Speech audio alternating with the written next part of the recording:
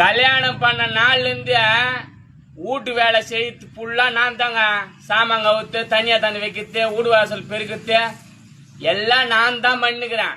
ஆனால் என் மாமியார்காரி இருக்கிறா பெரியா, ஒரு கல்யாணம் காது குத்துலியாங்கன்னா போவான்.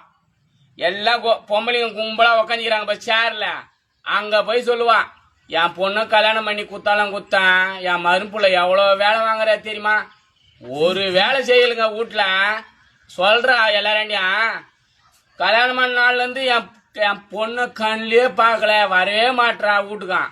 சனி ஞாயிறு ஆகி போச்சுன்னா ஊருக்கு கிளம்பி போகிறாங்க. அவ ஸ்கூலில் நோட்டில் எழுதி கொடுத்துருவாங்க பாரு, சனி ஞாயிறு நாளை விடுமுறைன்னு. உடனே கிளம்பிடுவா பேக்கு தூக்கி மாட்டிக்கின்னு. ஆனால் அவங்க எங்கள் மாமியார் சொல்கிறான், என் பொண்ணு வீட்டுக்கு வரவே மாட்டேந்து, அனுப்பவே மாட்டுறான்னு. இந்த பாருங்க, வருஷத்தில் எத்தனை சனி ஞாயிறுங்க? ஒரு சனி ஞாயிறு கூட இங்கே இல்லைங்க, அவங்க அம்மா வீட்டில் தாங்கிறான். அது மட்டும் இல்லைங்க, செய்தியில் சொல்லிட்டாங்கன்னு வச்சுக்க, இன்னைக்கு மழை வரும், மேகமூட்டத்திலும் காணப்படும், இடி இடிக்குன்னு அவளுக்கு தெரிஞ்சிடும். உடனே டீச்சருக்கு போன் வச்சு கேட்டுருவான், இன்னைக்கு ஹலோ இன்னைக்கு என் பையனை ஸ்கூலுக்கு அனுப்பணுமா வேணாவா டீச்சருன்றான். இல்லைங்க இன்னைக்கு லீவு தாங்க அப்படின்னு சொல்லிட்டாங்கன்னு வச்சுக்கோங்க, அவள் தான் கொடையை ஒன்று. நான் மயில் நினைஞ்சா கூட பரவாயில்ல, அவள் கொடையை எடுத்து நாங்கள் அம்மா விட்டு கிளம்பிடுவான்.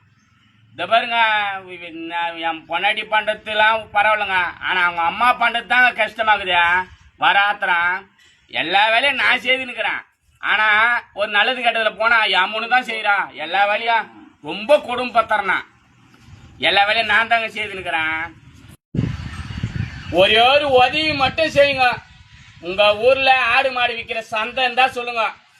என் மாமனாருக்கு தெரியாது, என் மாமியாரை ஓட்டின்னு வந்துடுறேன். என் மாமியாரை வித்தாதாங்க சந்தையில் நான் நிம்மதியாக இருப்பேன்.